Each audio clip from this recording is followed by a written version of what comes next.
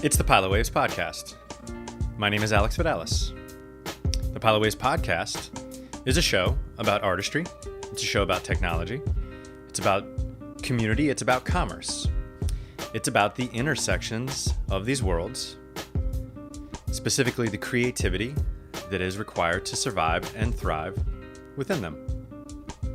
We ask that artists, entrepreneurs, musicians, comedians, writers, producers, we ask that these people come on our show, tell their personal stories, because it further embeds us in the community with their success, and our success is further embedded within them.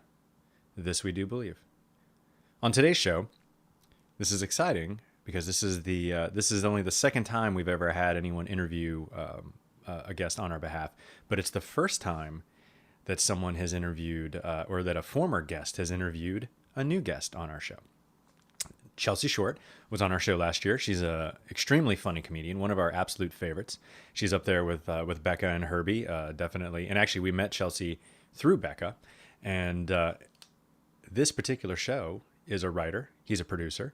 He's someone who's passionate about diversity. He's someone who's passionate about teaching and helping other people create their art. His name is Kevin Sampson. Chelsea interviewed Kevin Sampson at his day job at the Arlington Independent Media, which is a wonderful organization dedicated to diversity in its own way, which is expressing opinions that are outside the very, very tightly controlled media, and not in that sort of paranoid lizard people Illuminati kind of way. No, this is just the facts. The media in the United States is controlled by very few companies, and the Arlington Independent Media is a voice that's completely independent. That's why it says it in the name. And Kevin is passionate about not just teaching people within that, but also expressing opinions that you wouldn't necessarily hear in other places. Diversity, if you will. He also talks about, and this is just in the first segment, he talks about the need to have a 9-to-5 to create art. He talks about his passion about diversity. He talks about how, Chelsea mentions how when you talk about money and the money that's required to be creative in the DMV, sometimes that really attacks at the diversity. He talks about how he has to branch out. The things that he talks about within his own show, the Picture Lock Show, picturelockshow.com, which is a wonderful show about about indie film in the DMV area, and he does other stuff too. He'll tell you all about it. Let's get to it on the Pilot Waves Podcast. Chelsea Shorte interviewing Kevin Sampson.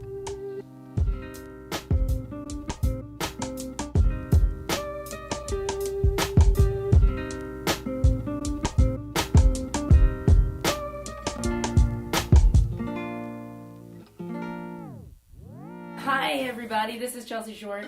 I was a guest on the Pilot Waves podcast the first season, and then as part of revamping for the second season, we're having guests from the first season interview some really important guests for the second season. And today I'm here with Kevin Sampson.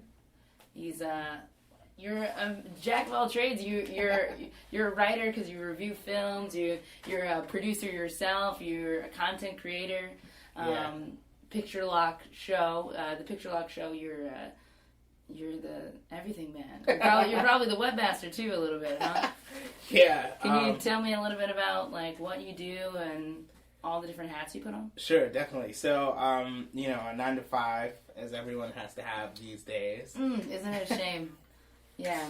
I'm a staff producer and instructor at Arlington Independent Media, and that is a nonprofit public access station. Yeah. And basically here we try to provide the public with the means and know-how to be able to raise their voice and get their voice out into the community. Because as we know, most of our media is controlled by a limited amount of companies. Very true. So here at Arlington Independent Media, we try to make sure that we can create and generate original content that comes from a different perspective. So that is my Bruce Wayne gig. Yeah. And then outside of that, I am also a film critic and filmmaker. So I'm a part of the Washington, D.C. Area Film Critics Association, as well as I have, as you mentioned, my own show, Picture Lock, which I produce and host. in which we just look at, review films, as well as having, one of the things I really love and enjoy doing is having independent filmmakers Right. And local filmmakers to the DMV area come on the show to try to expose their work. So, and then I'm a filmmaker myself, but I just haven't been able to get around to making a film. Oh, yeah, you're too busy, I guess. Yeah. That's what it is. Yeah. You mentioned, working for Arlington Independent Media, and I just want to shout them out.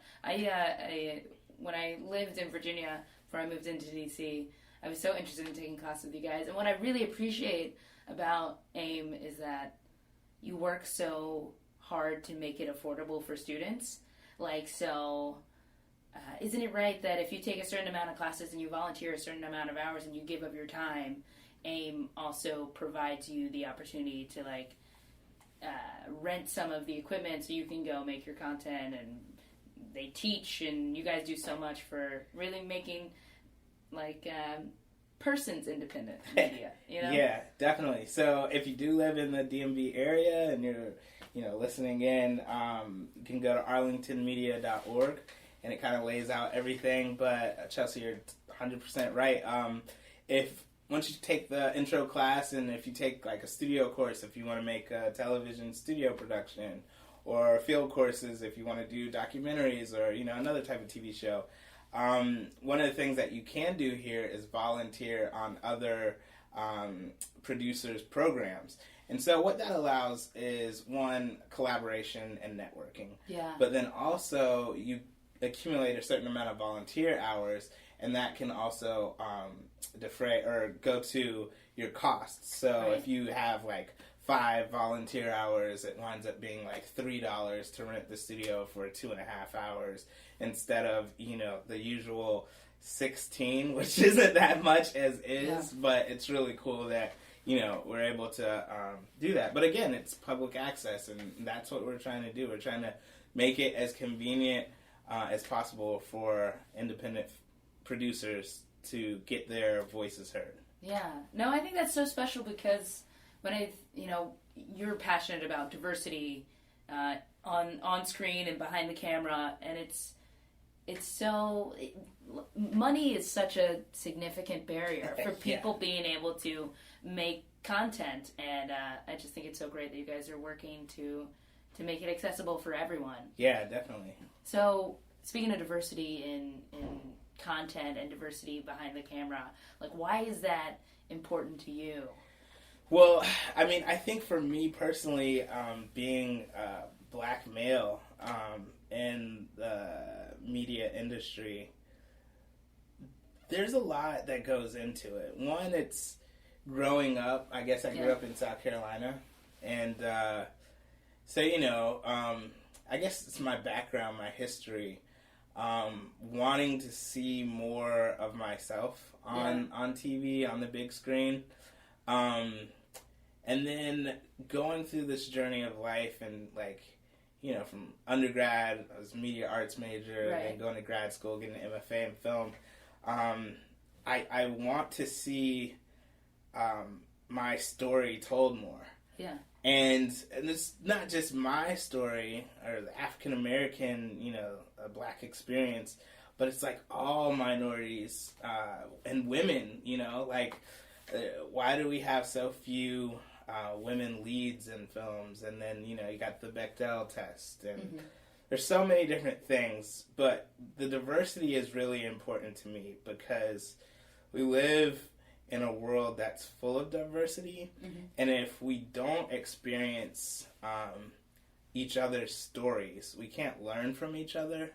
And then I think that also creates the fear that we see that plays out all the time, where because you don't necessarily know,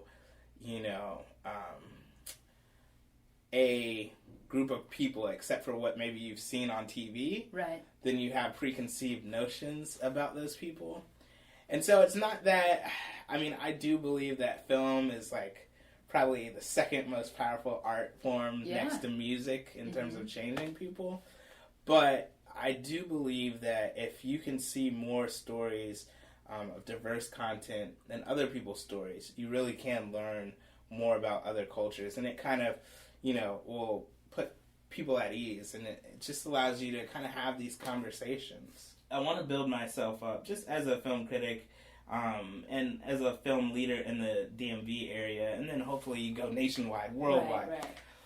But one of the things that I truly believe in is that if I'm having people come on the show, independent filmmakers, I want, when they come to Picture Lock, I want to make sure that they're going to get eyeballs on their work. Mm-hmm. And so part of that is branching out, having diversity and diverse reviews, so that like you start to build that following. So for 2015, that's like one of my big goals, is to like get more eyeballs on the site, Twitter, social media, all that kind of stuff. Yeah, so I that, saw. like when you come, like, an indie filmmaker comes on, like, you're gonna get some hits. People are gonna like check out your work, and that's a big goal. And it's a noble goal to get hits, to get eyeballs on independent film. And for that, we thank Kevin Sampson. He is dedicated. I mean, he branches out. And Kevin talks about how, reviewing Brooklyn Nine-Nine and other TV shows and other, bigger budget films, will get more eyeballs on the site. And then, in turn, get more eyeballs on the independent films that he's so passionate about. Independent film in the DMV area. In the next segment coming up, you're going to hear Kevin talk a little bit about that. You're going to hear him talk about how the DMV, in his opinion, has the best talent in the independent film genre. You're going to hear him talk about his work on the Rosebud Film Festival, which is a wonderful film fest that they do. They just did at the Artisphere, which is closing, very sad. And what brought him to film, why he is passionate about it, the escapism that he found, when he first started getting into film. And actually, he started out in acting and then changed it to writing and getting behind the camera. And then you're also going to hear him talk about the cute game that he plays with his daughter, the zombie apocalypse game, and using using the zombie apocalypse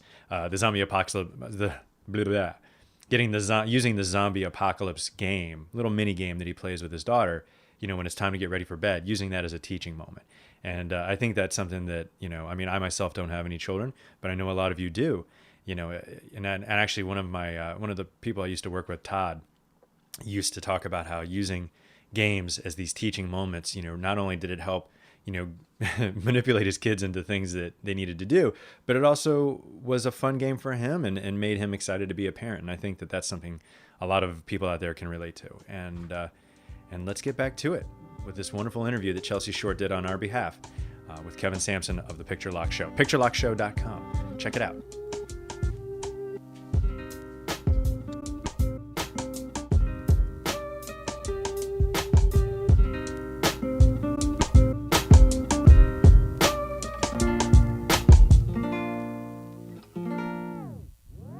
You said the DMV area has some of the best independent talent in filmmaking. What is it that's coming out of DC independent filmmakers that is swaying you so heavily? What is it about DC filmmakers that impresses you so much? Yeah, I think the thing about DC is that it's a big hub, right? So it's an international hub. But typically you think about New York and LA as these are the places to get films made, make right. films.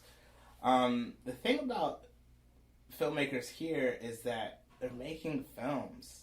And I don't know, that's a big deal. Like, the fact that you go from pre-production to post, and then many people are putting their films out through whatever means and getting eyeballs on it, that's a huge deal. And it's not like it's just one or two people, but it's like a lot of people. And I'm talking it's quality work. So one of the things, I'm the director of the Rosebud Film and Video Festival here at Arlington Independent Media. And so I get to see some of this great work that, comes through just for the festival. But not only that, I think there's some 60-something festivals that happen in the DMV area each year. Wow. So, some are international, some, with Rosebud, it's strictly DMV, but there's just so much great work, and I feel like what's great about it is you don't have to go to New York, you don't have to go to LA to, make a film. There's a big community right here. of people that are making films and that are willing to work and help you on it.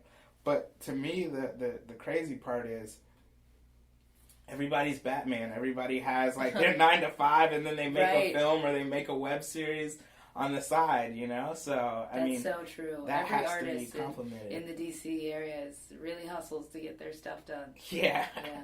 You said you earned your Bachelor's of Arts at the University of South Carolina, right? Yeah. I did some research on you. Nice. Don't be alarmed. That's And then you got your Master's of Fine Arts in DC at American, right? Yeah.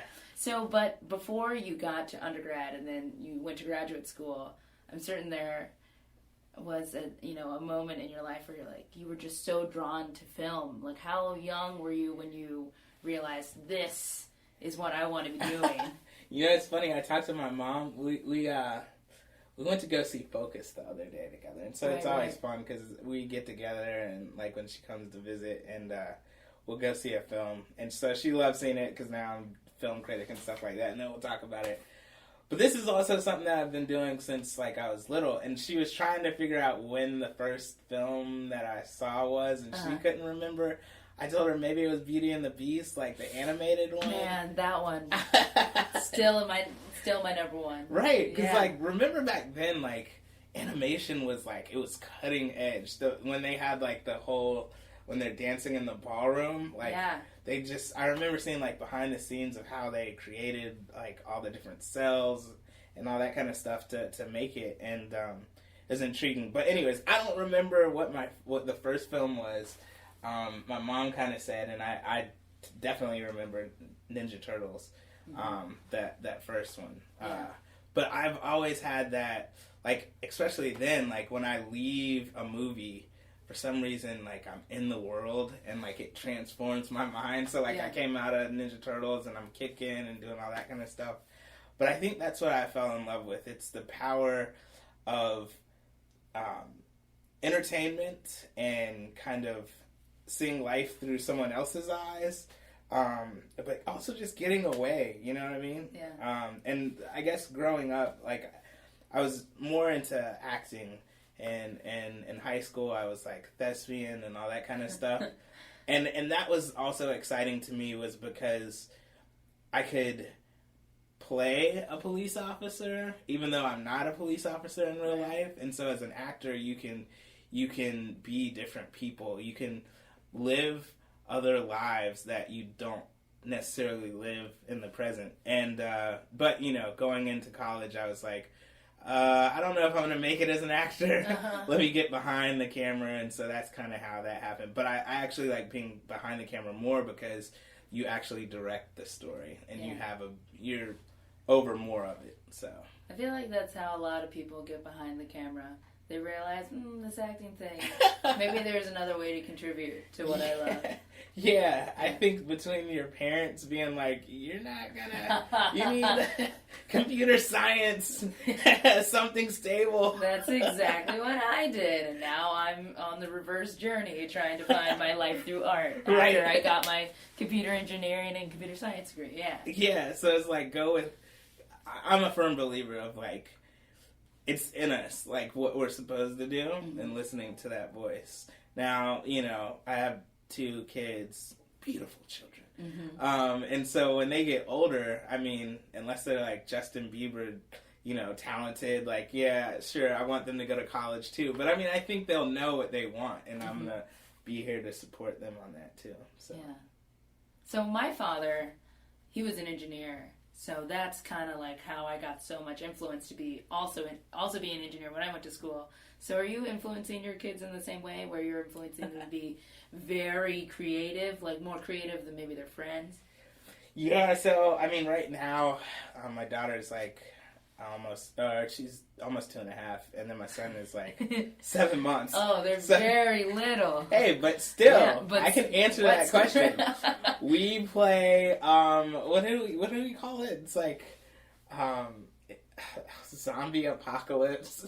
And so, like, I tell her, get in the helicopter. And so we, like, act out as though, like, we're in a helicopter, and then I'll say, run, go to the store, get us some groceries. You gotta be back quick. And she plays with it. So, I'm building those seeds of, use your brain, creativity, you know what I mean? Yeah. And she gets into it, so it's cool. Yeah, every moment's a teaching moment. Exactly. A zombie apocalypse teaching moment. The influence of the parents can never be completely overstated. Parents have an enormous amount of influence over their children. And in Kevin's case, I love this idea of using the zombie apocalypse to make the kids excited, or make his daughter excited about getting ready for bed. And in this next segment, you're going to hear a little bit more about Kevin's family. His mom doing reviews for Pretty Little Liars. One of the things that he was talking about is getting more eyeballs on the site. So he reviews Pretty Little Liars, but he doesn't have the time to review every single TV show in the world. So he has his mom do it. And you're going to hear him talk about how he would like your help with reviewing shows. You should reach out to him at picturelock.com. Picturelock.com. Kevin Sampson. You're going to hear him also talk about what he would like to see changed in the Hollywood system, specifically a documentary that he's working on called The Hollywood Blackout, which is all about diversity. And I love that Kevin's all about actions. This season's about actions. And Kevin hosts panels on the state of Black cinema. He hosts panels on diversity in cinema. And like I just said, he has a documentary that he's working on, The Hollywood Blackout, with the hope, and he talks about it much later on, with the hope of not just making things better for everyone, but on a personal level, making things better for his own daughter, making things better for his own family. And I think that's wonderfully noble. And we applaud him for that, and again, I don't say it enough, but we want to thank Kevin Sampson and Chelsea Shorte in this particular episode for their very, very, very valuable time and talking about things that the Pilot Waves thinks are important, that you, the listener, thinks that are important, and they themselves think that are important. And then a special shout out to Misha Communications for being our awesome PR firm and sending out our tweets and helping me, in shaping this show and helping us with our marketing efforts. And a special shout out, we have an episode coming up that we taped at Inner Ear Studio with our buddy Don Zintera. And thank you so much, Don, for letting us use your studio and your continued support and kind words. It means everything. Let's get back to this wonderful interview that Chelsea did on our behalf with Kevin Sampson of the PictureLockShow.com. That's PictureLockShow.com. Reach out to him. Do some reviews for him.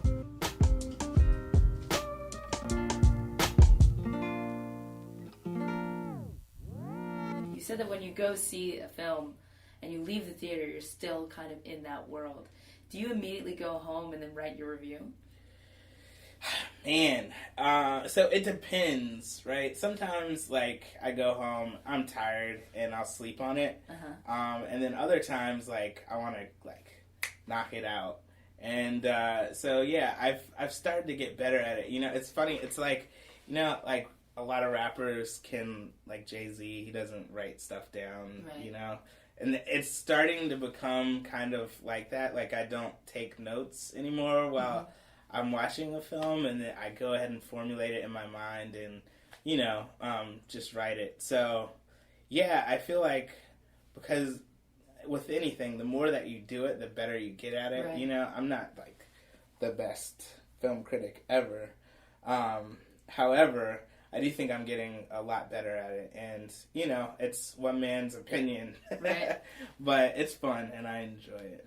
And you said that you sometimes you go to the films with your mother. Have you ever thought about your mom writing a critique and putting it on the website, just to or maybe Did you do your research? Oh, I did. I mean, I went to the website and I read some of your reviews. I read the Focus review. I read some of the reviews that you have, because you also review Christian films. Yeah. And I read some of those, and you reviewed some big Christian films. Yeah. I was surprised because I know that Christian film is, they do the big ones, right, like Noah and Son of God and Passion of the Christ. Right. And then they also do those really low budget small ones. Yeah. And you were reviewing the big ones. Yeah. So yeah, I did do a little bit of research. No, you did do your research, but the reason I said that is because it's funny, but my mom is a big fan of Pretty Little Liars. And I saw that on the site too, yes. and I have so many questions. So my mom actually writes the reviews for Pretty Little Liars because she's so into it. And it's funny because like one of the things I wanted to start doing this year is now I can't do all the reviews. Like I can't watch all the TV in the world. Right, so now right. I want to have contributors. So hit me up if you're looking to contribute and you got some work, previous work. Yeah, it's something that, like, my mom, like, she's seen, like, every single season. Right. And she knows, she has all the theories and Wow. stuff like that. So I was like, Mom, why don't you just, like, do this? And so she's been doing really good. Like, Yeah. today, she's, like, really good where, like, last night the episode came on. Mm-hmm. She sends it to me, I edit and whatever, and I posted it. But, like, it's, like, funny. Like, now Yeah, I'm like, they're funny. wow, this is getting good. Yeah, I mean, what do you want to see change when it comes to the film industry? So I guess there might be a lot here. That's a big, broad question. Yeah. So one of the projects that I'm currently working on is the Hollywood Blackout, and so what I want to it's a documentary about the a diversity and the lack thereof in Hollywood, and so that's one thing that I've really been championing. So with Picture Lock, I've had women in cinema panel, State of Black cinema panel. Most recently, we did a diversity in cinema panel, and so I just want to highlight, diversity. And if you look at UCLA had a diversity report that came out in 2014, and the numbers were really staggering in terms of, just like how many minorities were in lead roles, how many women were in leads, and things like that. And so I think that's the biggest thing that needs to change. It's one of the things that I'm finding is it's super hard to do. So how did the Hollywood Blackout kind of come about? Well, I went and I saw, And Hollywood Blackout is the name of your project. Right, that's the name of the documentary. Ah. And so I went and I saw Think Like a Man 2. Right. And I was just upset when I saw it because I really enjoyed Think Like a Man, the first one, because I felt like it focused on, different couples. You could see different stories of the Black experience, but it really focused on the heart. Like they were going after each other's heart, right? And trying to fall in love and this, that, the other. But in the second one, it became like it was more of the Kevin Hart show, which Kevin Hart is funny, but it lost all of the heart that the first one had. And it's hard because, if every 6 months we get a big, Black film or whatever, I was just upset that this is what we got, especially after Think Like a Man 1 was good. So I went home and I wrote this open letter to Black screenwriters, put it out there. It got a lot of attention. And then from there, like, people started getting back to me and they were like, hey, I have a script. We're writing the stories. The issue is distribution. And like you were talking about earlier, Chelsea, with the money. Yes. And so, this is what I want to do in terms of the Hollywood Blackout and the documentary is kind of focusing on, these are the issues and like how can we come up with solutions to it. And so part of it is a personal documentary of me trying to find those answers, like what can we do? But that's the biggest thing that I want to see change. Is just everyone being able to tell their story, and the fact that I want my daughter to be able to look and see herself on the big screen. You know what I mean? Like, and anybody else's daughter should be able to see the same thing. After it's all said and done, Kevin wants to create a world that's better for his daughter than he himself is probably experiencing. He wants her to be up on the big screen and to not have to make a documentary, the Hollywood Blackout 2, and in this next segment, Kevin and Chelsea talk about how it's not necessarily just about diversity across African American cinema. It's also about diversity for Asian cinema. It's about diversity across all minorities. and it's not just about minorities, it's about the voices that you wouldn't normally have access to because of the tightly controlled distribution system that's out there. Again, this is not a paranoid delusion about control, about like some, up at the top person who's controlling all of media. That's not what this is about. It's about how hard it is because of the money. And so people like Kevin have avenues for you to submit your own film, which you should do. Submit your own films. Your voice should be heard.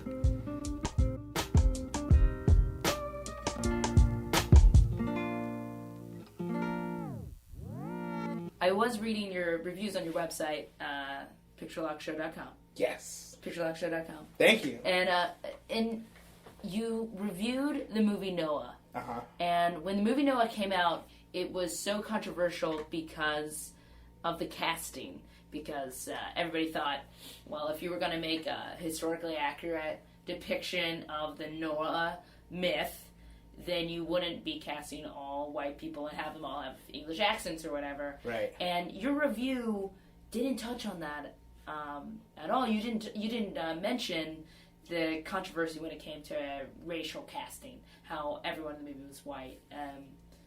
Though I know that you're passionate about diversity. So was that a conscious choice or why did you make the choice not to touch that hot issue? Yeah, so part of it, right, with the Christian reviews, that's my faith. Mm-hmm. But I think in part it's kind of like Christian film is a different beast in and of itself, right? So not everybody's gonna dig a Christian film, right? Mm-hmm. If you're a Christian, you probably will dig a Christian film. But then at the same time, like, I feel like sometimes Christians don't allow them, like, it's like, oh, Noah's out and this is controversial, don't go see it.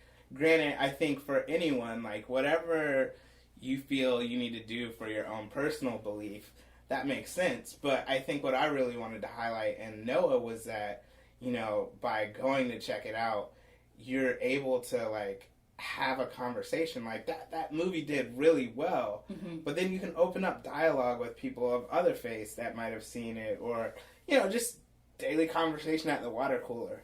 And so, yeah, purposely, I'd rather focus on kind of like what was interesting about the film, what was interesting about the interpretation, what I thought was cool, what wasn't. And I mean, there's a lot of stuff that, like, biblically, like, it, like, went astray from. But then there's other things that, like, like, it's awesome to be able to see, like, the water, like, come up, like, this is some cool stuff. Like, and I would never think about, like, people screaming outside of the boat, but, like, they put that in there. So it's kind of, I don't know, I felt like more so highlighting that and, like, open your mind to be able to have this conversation.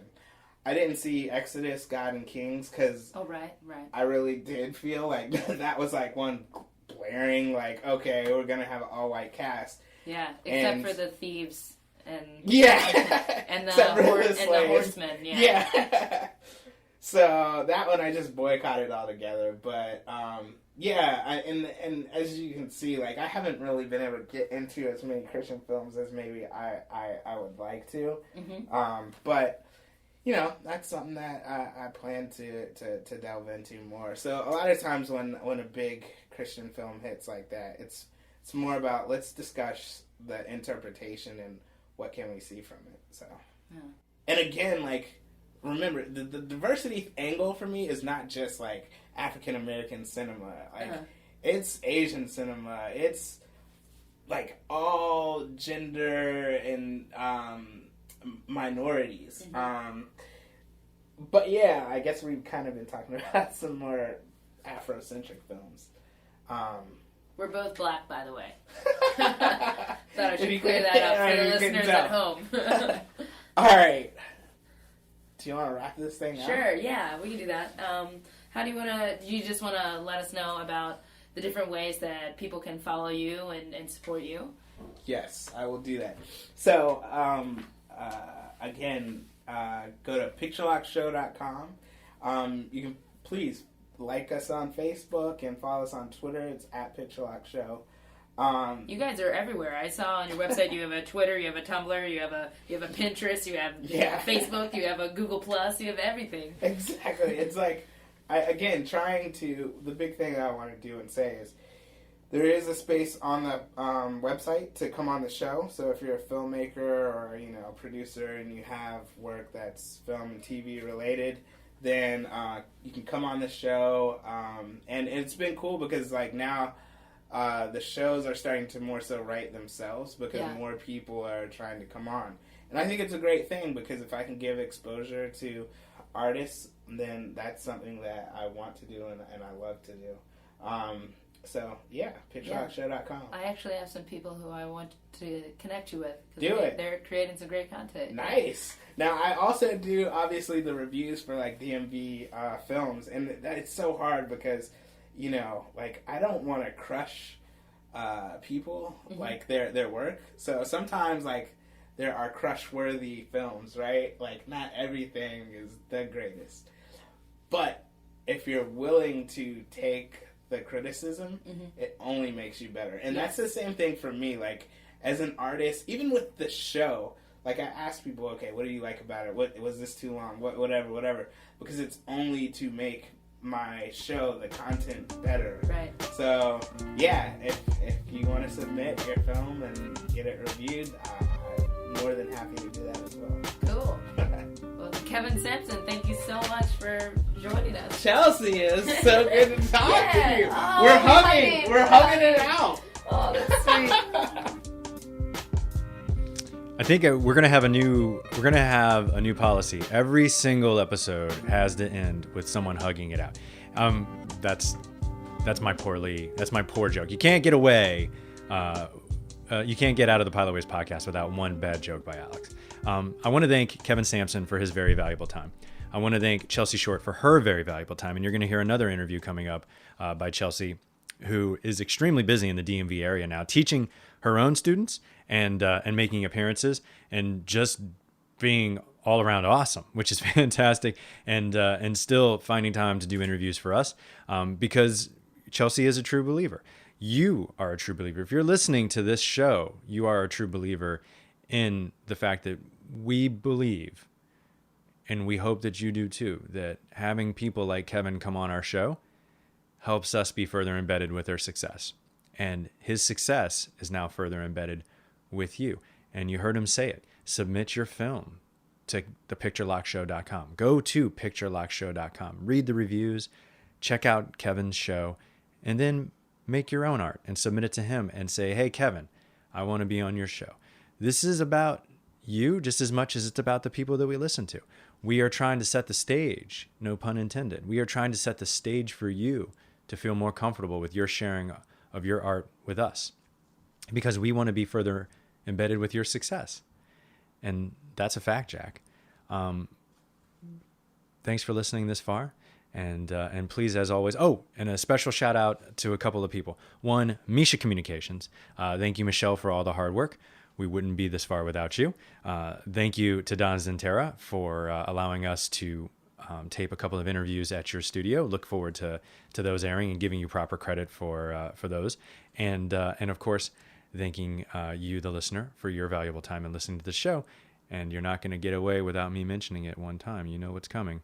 Go to Indiegogo. Type in heavy breathing, 2 separate words. Give us some cash, and you can get your digital download. You can get your vinyl copy of the new Heavy Breathing release. This would be showing the power of the Pilot Waves podcast, and we would greatly, greatly appreciate it. And of course, I want to thank Fat Neil, as always, for the amazing Pilot Waves theme song. Keep listening. Keep going to see art. Thank you so much. Talk to you next time. Goodbye.